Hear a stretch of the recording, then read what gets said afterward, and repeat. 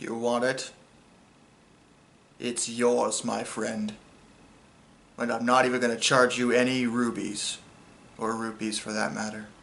Maybe some rings though. You got any rings? So I set my course, my battle begins. There's no mistaking this feeling.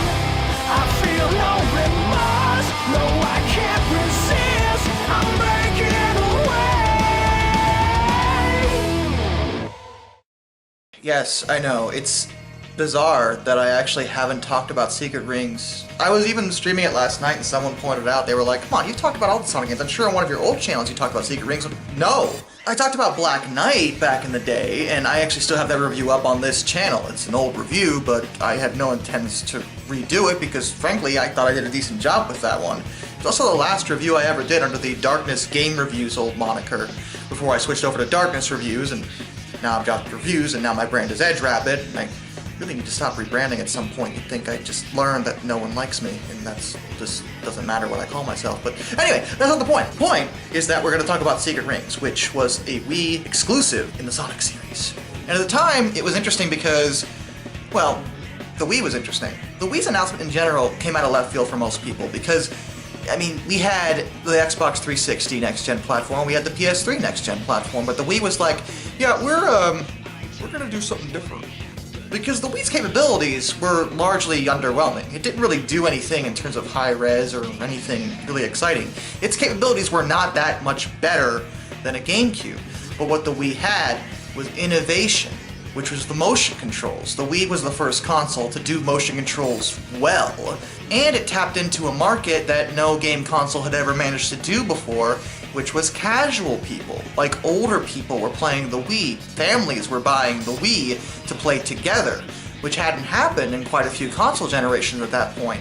Gaming changed because of the Wii. Other people started looking at game consoles as not just kids' toys, but actual things to get entertainment out of. It was kind of a throwback to Nintendo's original marketing strategy with the Nintendo Entertainment System, the NES. It wasn't marketed as a game console, it was marketed as an entertainment system for the family.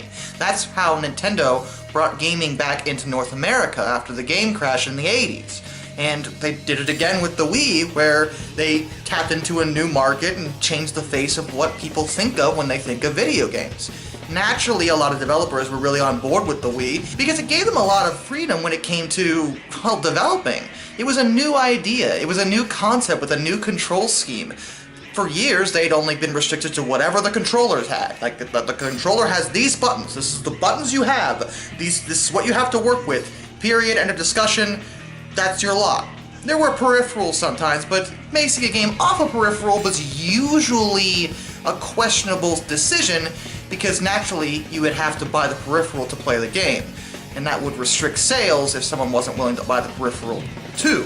And let's be fair, for the most part, most people didn't want to just buy a peripheral for one game, and rarely did that work out too well. But with the Wii, the default was the motion controls. It came with the motion controls, it came with the nunchuck attachment. This is what they had to work with. So naturally Sega wanted on board just like a lot of developers did, and they wanted their flagship mascot Sonic to be a part of it.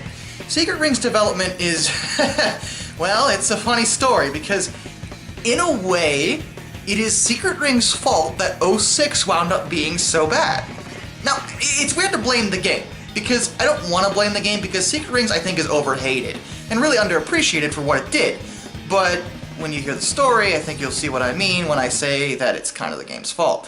See, what happened was, 06 was in development before the Wii was even announced, and the development team was working on it and trying to get it ready for the actual launch in 2006. But when the Wii was announced, they realized that they couldn't put what they were doing with 06 on the Wii. The capabilities just weren't there. So instead of porting the game over and dropping the resolution or doing anything like that, they wanted to make a completely different game utilizing the motion controls, which makes sense.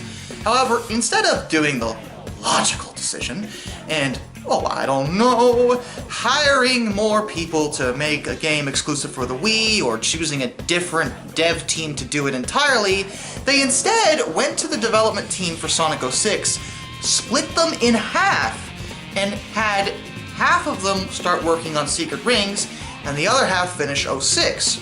Now, I don't know if it was clear to you, coming from me, the guy who's reviewed Sonic 06 more times than anyone really should, for sanity reasons, but they didn't actually finish 06. Secret Rings was developed with half the development staff that 06 started with. So does that mean the Secret Rings turned out poorly? Well, believe it or not, a lot of people at the time said this. I remember seething, and I mean seething, when I saw Screw Attack's outlook on Secret Rings. Because back then, this was a long time ago, I didn't actually make content at the time. I just watched. And I watched Screw Attack because there was a time when Screw Attack was considered cool, and that's no longer the case as far as I'm concerned. But this is the part where they started really annoying me because it was abundantly clear they never gave Secret Rings a chance in any way. Not only did they show very, very biased videos of Secret Rings showing them clearly not playing the game correctly or even attempting to, but they also, when they did a proper review of it, they only reviewed the multiplayer segment, which is totally unfair. Now, I say this because Secret Rings does come with a multiplayer segment, which is effectively a poor man's Mario Party. And when I say poor man's Mario Party, I mean poor man's Mario Party. Like homeless man's Mario Party. Do not play the multiplayer segments of Secret Rings. It is abundantly clear it was never finished. It was thrown in just because some producer told them they had to, because it barely works. It is hot garbage, and I will make no attempts to hide that. The multiplayer in Secret Rings is horrible. One of the worst Sonic experiences you could possibly have. You want a party game for Sonic? Play Sonic Shuffle. It is leaps and bounds superior to Secret Rings multiplayer, or heck, the Sonic and Mario Olympic games. Also, way better than Secret Rings multiplayer. So, reviewing the game purely based off that is hilariously biased and totally selling the game short. And a lot of reviewers did this, where they didn't appreciate the game for what it was. Now, I will be the first to tell you, Secret Rings is not everybody's cup of tea because of the motion controls. Some people in this day and age, some friends I have, are pointing out that, well, why couldn't they offer a different control scheme? Why do we have to use the motion controls? But is that really Secret Rings' fault, that it's restricted to the motion controls? Because, every game that came out for the Wii initially was restricted to the motion controls. Let's be fair. That was like the console's point. Offering a different control scheme was pretty rare initially, and the whole idea was to take advantage of the idea of motion controls. If that's not what you're looking for in a game, yeah, don't play it, because that would be dumb. That's what the game is. Period. End of story. Now, as for the controls itself, well, they work like this. You hold the Wiimote sideways, and you tilt it back and forth to steer Sonic on an X-axis along the track. Sonic runs forward pretty much automatically, though there are ways you can speed him up. You press the 2 button to jump, and you can jerk the Wiimote forward to do a homing attack. That's pretty much it down to simple mechanics. Believe it or not, it works pretty well. The only thing I find weird about it is that you flip the Wiimote backwards for Sonic to walk backwards. Sonic doesn't actually move the camera, like the game doesn't move the camera to see where you're walking backwards. That's the only hiccup I see. So when you're moving backwards, you can't see where you're going. Outside of that though, I think the controls work pretty much as intended. They're pretty spot on. If you don't like what I just told you, well, sucks. That's the way the game works. If you don't like motion control, I don't know what to tell you. It may not be your cup of tea, but it does function. I never had an issue where the game wasn't picking up what I was trying to do with the controller, or felt sticky, or got stuck. Like, that just doesn't happen with this game. There are ways you can screw it up intentionally, and to get this footage, I'll tell you I was playing on Dolphin, an emulator, and have you ever tried mapping a Wiimote motion control to a bunch of analog sticks? Because, wow, that was a terrible decision. Do not do that. That was a disaster. Outside of that, though, the game is actually quite a lot of fun. I remember enjoying it quite a bit. Now, admittedly, this may be my own bias, because I played this game immediately after Sonic 06, and compared to 06, this game is golden. It is just the best thing ever coming from that. But when the only thing you have to compare it to is one of the worst games Sonic has ever been a part of, yeah, it seems a lot better than it probably is. Is it the greatest? No, it's got some flaws, and I'm willing to admit that, but I still do think it's overhated and underappreciated. It's a fun game in small bursts. It's not something I would see playing for, 6-7 hours or getting super addicted to, but as a fun little experience, steering Sonic around, jumping, killing enemies, it's pretty satisfying overall. Like I said, the controls work, and it is a pretty nice looking game for a Wii launch title. The story is another thing people saw the need to complain about, and I think this is hilarious. So Secret Rings is the first of the storybook series. And by storybook series, I mean there's only 2 games in this series. Maybe they meant to make more, but yeah, there's only 2. So yeah, the other one's Black Knight, like I said. Whereas Black Knight wound up being based on the stories of King Arthur, Secret Rings is about 1001 Arabian Nights. And it's actually a lot more faithful to the Arabian Nights than you would think. It clearly bases a lot of the stuff off of Aladdin, which is arguably the most famous story from Arabian Nights. It's actually a little more accurate than Aladdin the Disney movie in that way, purely because there's Shara, who's a ring genie.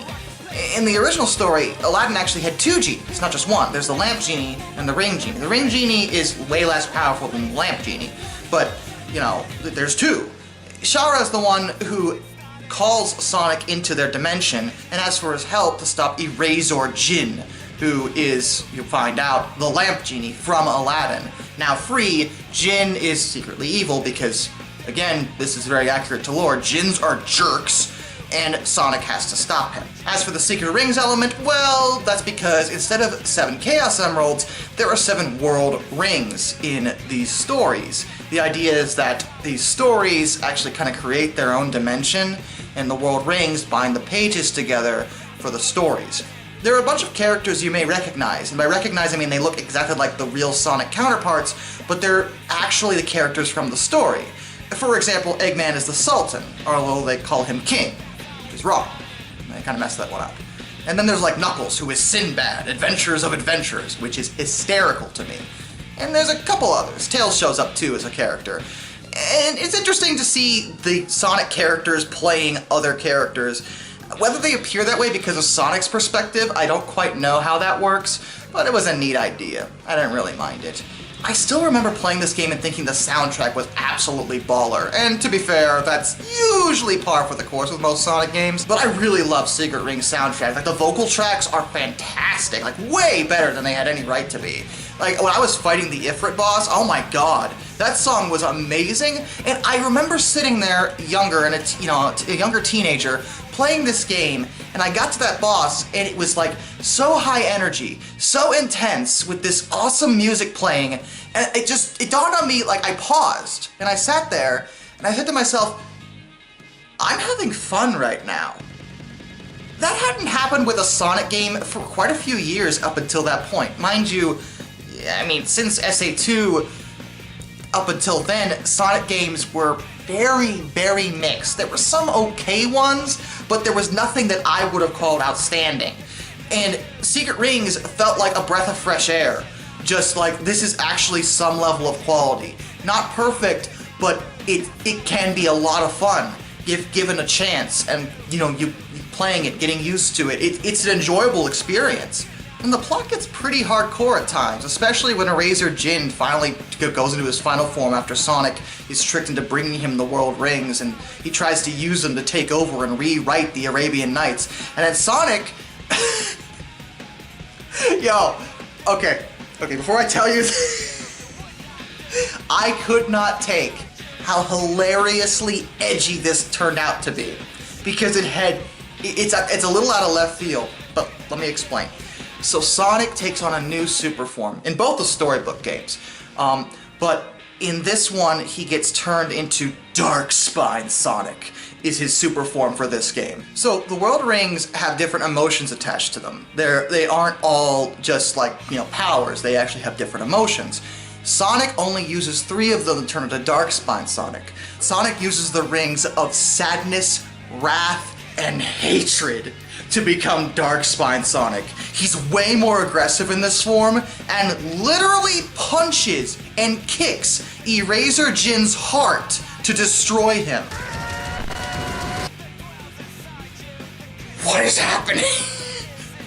Like, there was no reason to go that dark with it, but I'm kind of glad they did. It's rare for Sonic to get that brutal, but apparently, like, that form just messes with his head and he becomes just this seething power. Like afterwards he goes to Shadow and is like, hey man, hey, I get it. What you get Get away from me, you know nothing, Blue Hedgehog. No, I'm pretty sure I do, but all good, buddy. See you around. Anyway, I keep dancing around the issue, and I keep saying the game's imperfect. You're probably wondering what I mean by that. Well, there's a couple problems with it. I already mentioned with the controls and moving backwards, which I feel like the camera should move when you do that. That'd be very nice. It doesn't, so that's great. My other issues, though, are down to Sonic's abilities and overall level variety. Sonic's abilities are actually unlocked like an RPG would, where the more you play, the more experience you get, and the more abilities you get as you progress. This is weird for Sonic. Usually he would have most of his powers from the get-go, and most of the stuff you unlock is like, well, now you can go faster. Oh, now the controls are smoother. Things that I feel like should have been like default from the get-go. Like, I don't mind there being speed boosts in the game. It's more that the starting speeds you have isn't as fast as you would think. Now, maybe part of it was to make people used to the game. They didn't want to, let you rock it off, like, from the get-go without having you learn the controls, and I understand it to a degree, but I do still think that the starting speed for Sonic is on the slow side, and it takes about a couple hours of play to get the unlocks you need in order to actually go at a decent clip, which is usually what people want from a Sonic game. It kind of makes the initial experience seem a lot worse than the game winds up being, because once you get those unlocks, the game is a lot more fun and fast-paced, and exactly the kind of experience you're probably looking for. It's just, you have to get through it, and get to that point, and the fact you have to unlock it is kind of silly. I don't mind there being unlocks in a game. I think that adds, reason to play it more, but when you lock off basic things for Sonic behind an experience wall for no reason, that seems really dumb to me. The other issue I did mention is level variety. There are a few different levels in the game, but they're about the same amount that you would get out of Sonic 1. And to combat this problem, they basically make you replay certain sections of certain levels with different objectives. You actually have to do this to get through the game. In order to get the 7 world rings and unlock new quests or unlock boss fights, you have to do weird objectives like get 100 rings, or kill 15 enemies, or get through the level without getting any rings, or stuff like that. And it's just padding. Like, it doesn't feel like it's tedious. It's dull. Nobody wants to do these kind of things in a mandatory setting that makes you have to do it to get through the game. Like, I know SA2 had these kind of challenges too, but those were optional. You could still get to the final story and get the full plot without having to do that stuff. There are, some unlockables like Green Hill Zone, for example, if you play through and get all A ranks and stuff like that. But again, that's an optional unlock as a bonus and a treat for older fans that went that far with it. It's requiring you to do this kind of weird stuff to actually get through the main game. And I feel like that really sells it short. It's abundantly clear that because they were developing on a new platform that had a weird control scheme, and because their team probably wasn't at the size it should have been to make a game like this, they kind of cut corners when it came to overall length and quality of the game. Instead of adding more levels, which would have taken more time, they just made you replay the other ones with different objectives. Now, to be fair, they did right prioritizing under their situation, because they prioritized making the game fun to play. It is. The controls work. And I'd rather the game be fun to play with working controls than have the game be longer with more levels, because, it could have more levels, but if the game isn't fun to play, I'm not going to play them. So that would be pointless. I wish there had been more content. I wish it didn't feel so grindy and tedious at times. But when you do get your level ups and actually start playing the game, and, get to a new boss fight or a new element of the plot and stuff like that, it's actually a pretty good game. It really genuinely is. And I think people haven't appreciated it as much as they should. It's certainly a breath of fresh air after 06, and it wound up with a sequel in the form of Black Knight, which was alright too for what it was. I think they're really underrated, and I think they need, more of a chance to shine. Will we ever go back to the storybook series? At this point, I doubt it. It was basically created to do motion controls for the Wii, and since motion controls have kind of fallen out of favor for the most part, I can't imagine we'd ever see anything in this, side series again. We can barely get a new Sonic game out of Sega lately. We still gotta wait till 2022 for the next one, so, yeah, I can't imagine they throw out another storybook series in the meantime for reasons that aren't clear. It's not a super popular series. I'm in the minority. I get that. So, but if you do have the chance to play Secret Rings, whether you have a Wii or a Wii U, give it a shot. It's worth it, I think. Just check it out. Just know what you're getting into. If what I've told you so far sounds like something you'd have fun with, yeah, definitely give it a chance. It deserves it. Okay, now I've taken care of all the recent Sonic games. I don't have to do anything else, right? There's nothing. I'm trying to think. I've done the adventure games. I did Shuffle. I did Secret Rings Black Knight 06 like 6 times. I did, Unleashed. I did Colors and Lost World and Forces and Mania. What am I missing? Well, I did the Riders game. No, I did the Riders. I did Freed Riders, which is the last one. I did Zero Gravity, which is the middle one, and then I.